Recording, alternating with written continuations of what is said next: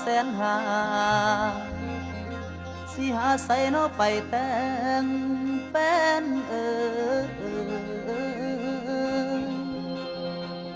มาคือแพงแท่น้องราคาน้องห้องว่ามาขอลดลงได้บ่ล่ะจัก50,000คงพอไหวล่ะนี่มันเสียเนื้อไปเฮ็ดจังใด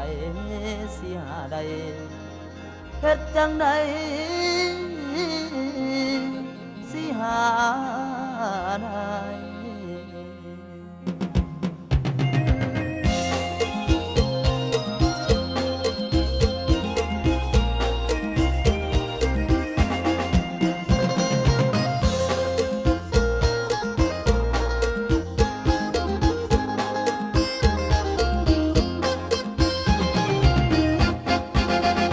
ค่าดอกน้องนางนั้นตั้งแสนปลาย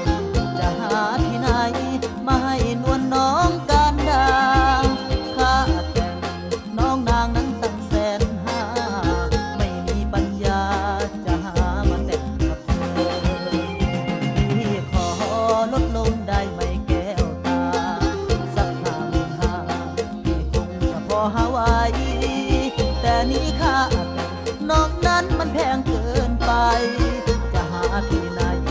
มาให้เจ้าน้องนา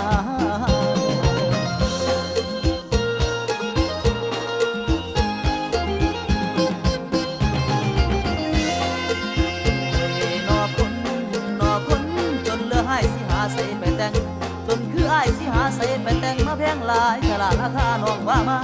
50,000หรือบ่60,000ก็พอว่าพอฟังนางเสียวเป็นแสนมาว่าแพงน้อเจ้าช่องอุตสาห์เนี่ยบางหลาราคาเส้นหาในแม่ว่ามันแพงเขาตนละคนกินเขาแกงบ่มีไปแต่งเขาดอกบักคำ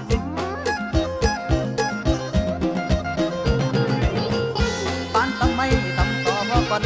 ปานตำไม่ตำต่อพ่อก่อนแม่ว่าแพงบาการาคานี่บ่ไหวสู้เขาได้แต่50,000ไปเงินเป็นแสนมันหลายสู้ไหวเด้อเท่าลองไปเบานำเขาเถื่อไม่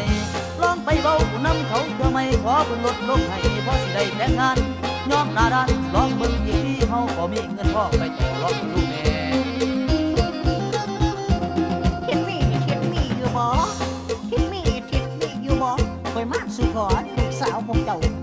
ลูกชายมันให้มาเว้าว่าฮักลูกเจ้าอยากเอาเป็นเมียคอยเลยมาถามมาเว้ามาขอรถเจ้าถึง50,000ได้บ่พ่อเจ้าอย่ามาเว้าเศร้าเจ้าอย่ามาเว้าคอยเลี้ยงลูกสาวจนกว่าสิได้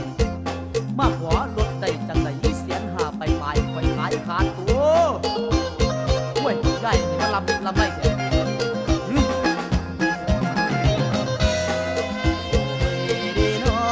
ดีเนาะพอเจ้าเว้าแสนหาคือเก่าพอเจ้าเว้าแสนหาคือเก่าขายลูกกินบ่เจ้ามาขอเว้าบ่ลดเลยยังถือเย้ยเตี้ยต่ำปานต่อเฮาบ่มีเงินพอไปต่อรองซ้ำตับของข่อยคนจนคือว่าตับของข่อยคนจนคือว่ามีแค่50,000เลยบ่ได้แต่งงานอกสาทานบ่ได้ดังไม้ปองสิหาเงินทองใส่ไปแต่งงานน้อยที่บ่มีดอกเด้อน้องดอกเด้อ